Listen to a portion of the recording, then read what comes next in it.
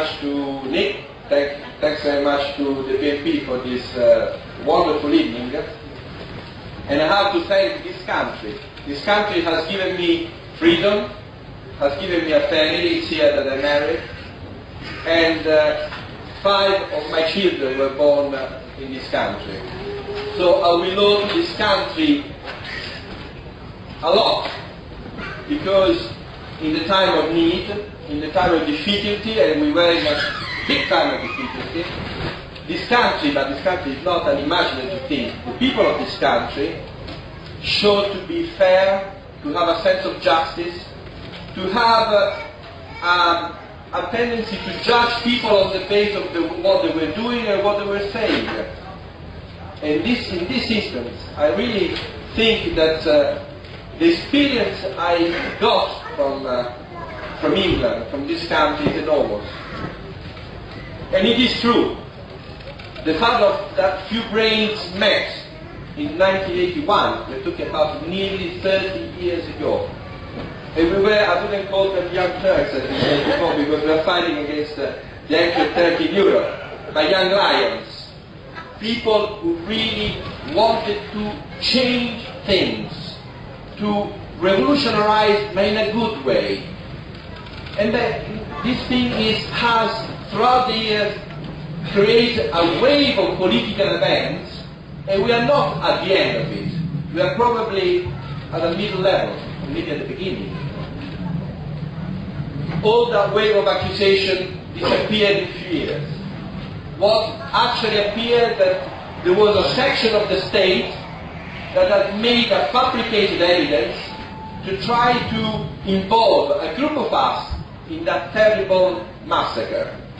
But finally justice arrived, and they were convicted in Italian court, and they spent 9 years of imprisonment for fabrication of evidence and calumny.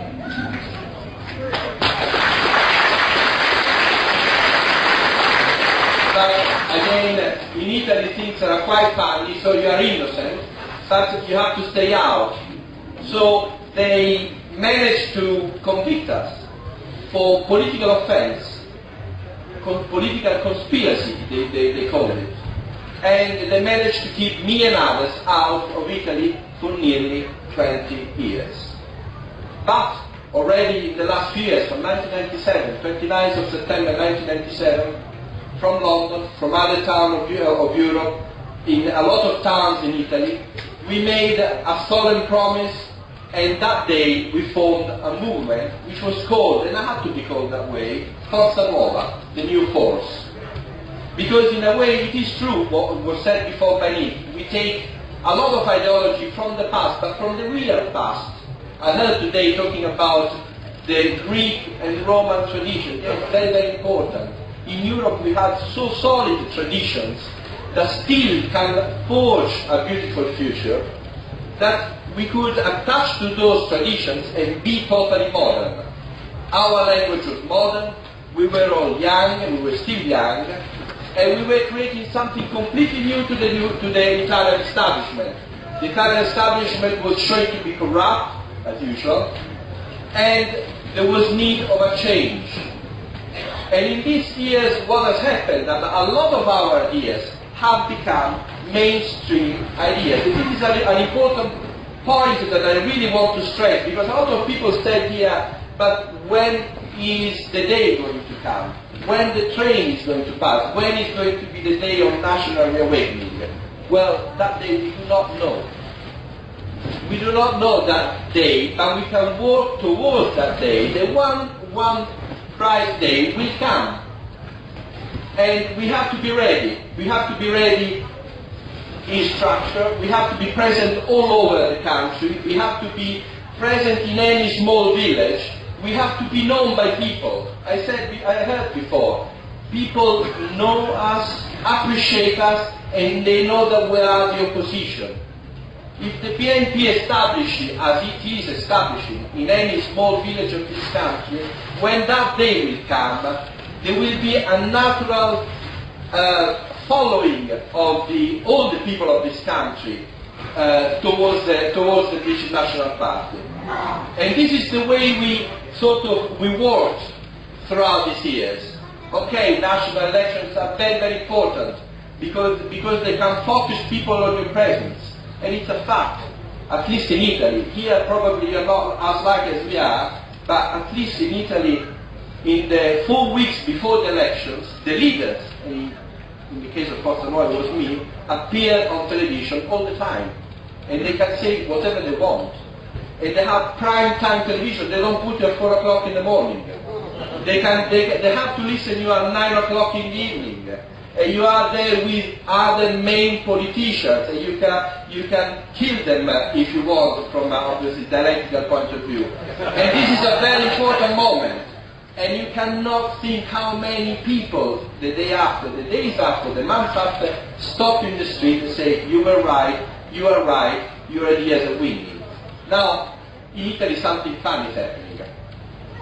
Don't think about the Berlusconi sort of stories, they're not interesting to us. What is interesting is that the country is going towards nationalism very, very quickly. It's going towards traditionalism very, very quickly. And it's faster than the government. We can just pick it up. We say all the most radical things, and people say, yes, you're right. I just say a few of them. During the last election, I said, we're saying this, exactly the same thing. Withdraw our militaries from Afghanistan. They shouldn't be there. We have also forgotten why we were there. Yeah, it was 2001, 11 of September. But people I think have forgotten. As people have forgotten why our soldiers were in Iraq for the weapons of mass destruction. But we were still there, we were still dying. People were dying, and this ongoing war just done because of the Americans and for the Americans were going on. And so I said, withdraw the soldiers from Afghanistan and put them in our peripheries, the peripheries of towns like Rome, Milan, where the immigration is so wild that our women cannot walk in the street. Or send them where the areas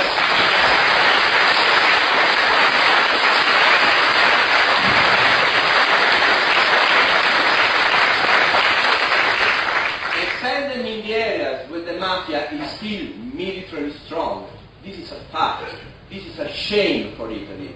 We have entire regions still controlled by mafia. And what I've advocated in the last election is dissolve immediately all the regional governments because they are definitely connected with mafia. Bring the military regime even in the regional governments. They have to run it. There is the only political class that can run those areas are the militaries. This is something that people have accepted as the only solution. The other thing I said, stop the Schengen Agreement. Well, this is something that you have in England. You're lucky. You have a border. People check passports. But we have had in Italy a wave of immigrants that is so absurd, especially from areas like Romania. And we know that in Romania they are Romanians, but there are 2 million gypsies. And in the last 5 years, we got 150,000 gypsies in Italy, settled in the way they settled. They just put camps, they steal whatever is around, and they become a threat to our women. And this is something that I'm proud to say. Before I say something I was ashamed of, which is mafia, there is something I'm proud of. When our women got attacked, especially in the area of Rome, there was a popular uprising. People went in the street, people challenged the gypsies, and people challenged even